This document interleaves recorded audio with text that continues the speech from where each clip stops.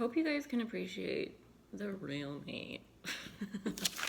I love getting on here and like not editing and not filtering anything, and just even if I'm sweaty and I'm changing and I put my hat back on, I keep this hair out of my face that's like flopping over.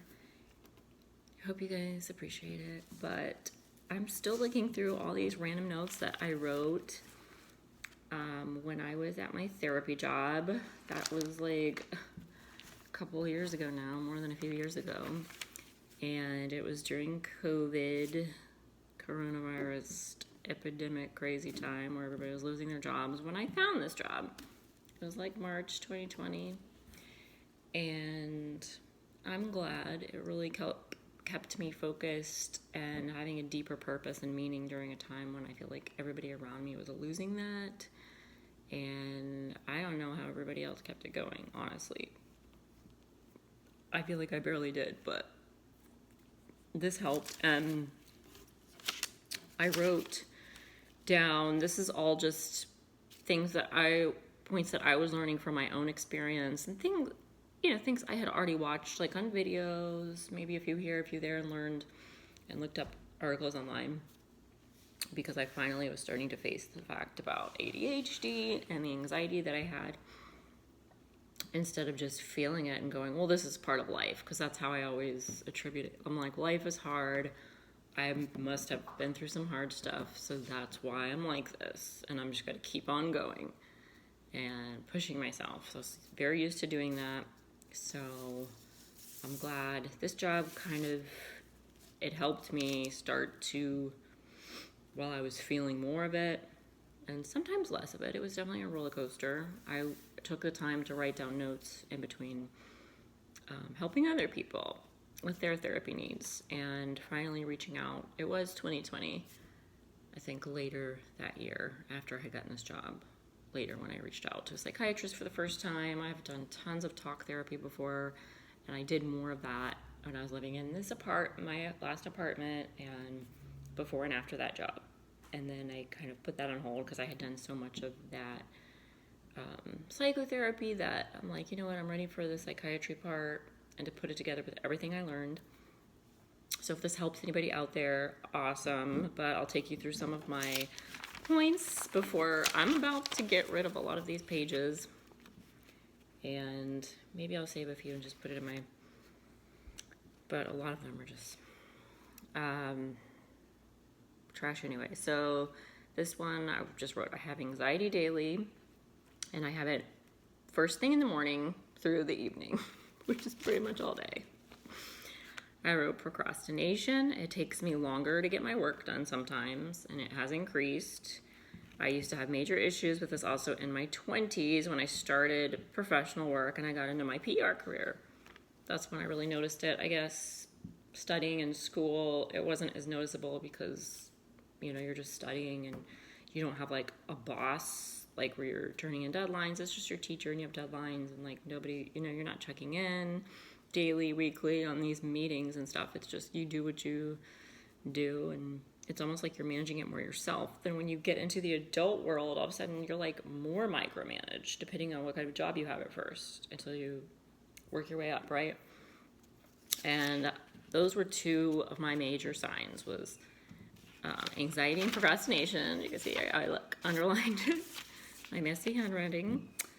And I put extra pressure on myself. I said I expect a lot, and I constantly disappoint myself because I'm expecting so much. I have such a high bar, and I want to roll like this all the time, just high rolling.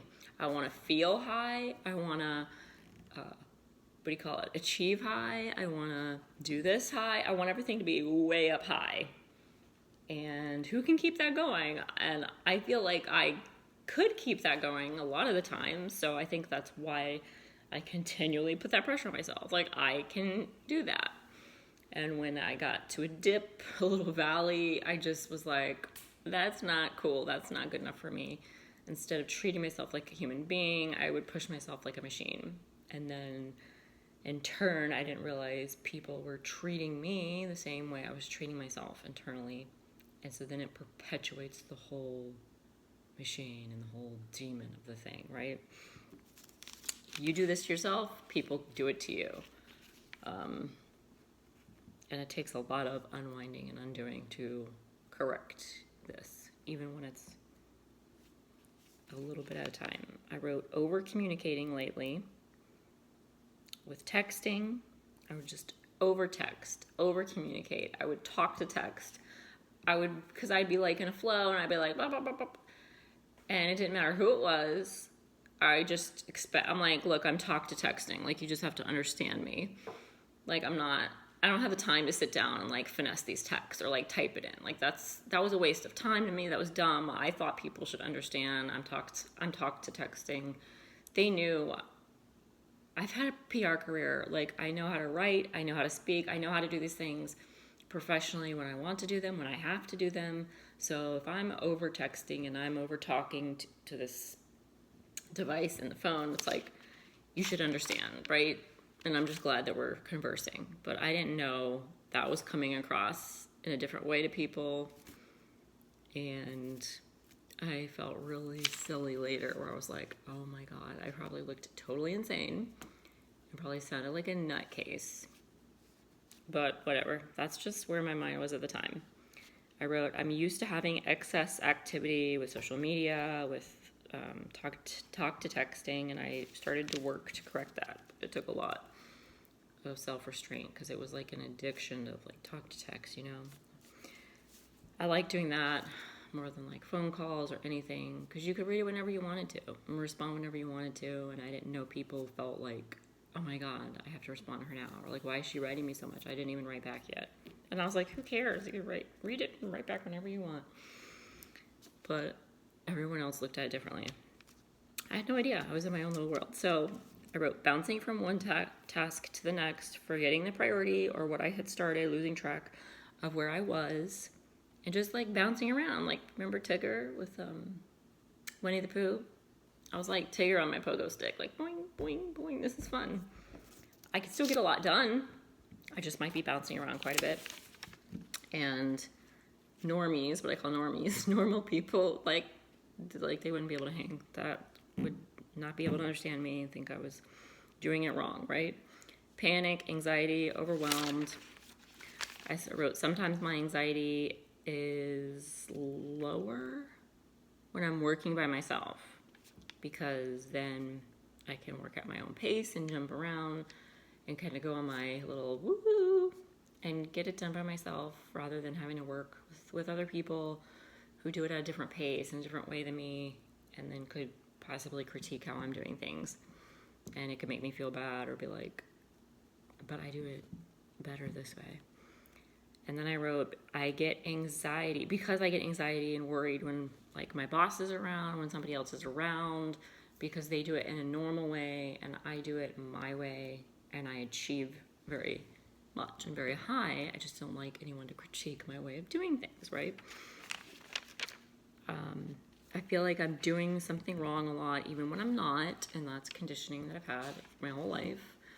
Being treated like the odd one out, right? The black sheep, just like, what's wrong with you? Why can't you be normal? Because I'm not. And I wrote, sometimes the higher our intelligence, sometimes it's harder to get diagnosed because people, I've had that reaction too. I've been to a psychiatric office where they went through a questionnaire with me, and they look like so surprised that I had a bachelor's degree in like a professional career. We're like, oh my God, what? And I'm like, what? Like, why is that so surprising? Is that not, I guess that's not the norm when you come to a psychiatric office or place and you need some assistance. Like, to me, that was weird. Super weird. I thought it was just regular stress and that life is super hard, anxiety. I thought it was performance anxiety. I'm going to stop there because this is already really long. But yeah, from anxiety, procrastination, extra pressure, over communicating, over explaining, bouncing, panic, anxiety, overload, and just feeling like I'm doing something wrong. So I'm sharing all of those points with you guys. These were all, just guides and flags to take me along my discovering I had ADHD and the anxiety that is derived directly from ADHD. So if any of this resonates with you, I'm so glad, and let me know if you have any questions, and if you need to reach out for help, do not be afraid or ashamed, and I'm just here to encourage you.